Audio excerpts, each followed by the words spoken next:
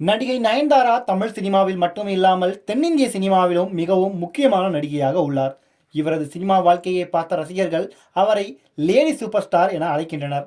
இவர் கடந்த சில ஆண்டுகளாக தனது மகன்களை வளர்ப்பதில் அதிக கவனம் செலுத்தி வந்ததால் படங்கள் எதிலும் கமிட் ஆகாமல் இருந்தார். தற்போது அடுத்தடுத்த படங்களில் நடித்து வருகிறார் இவர். தற்போது இவர் நடித்து வரும் படங்களில் ஒன்று டாக்ஸிக். கேஜிஎஃப் புகழ் யாஷ் நடிக்கும் இந்த படத்தில் நயன்தாரா நடிக்கிறார். தற்போது இந்த படம் புது சிக்கலில் மாட்டியுள்ளது.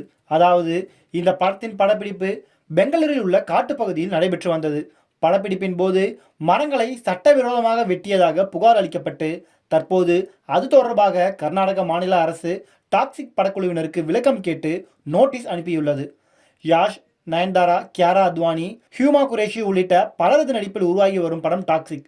இந்த படத்தினை கீது மோகன்தாஸ் இயக்கி வருகிறார். படத்தின் படப்பிடிப்பு தீவிரமாக நடைபெற்று வருகிறது.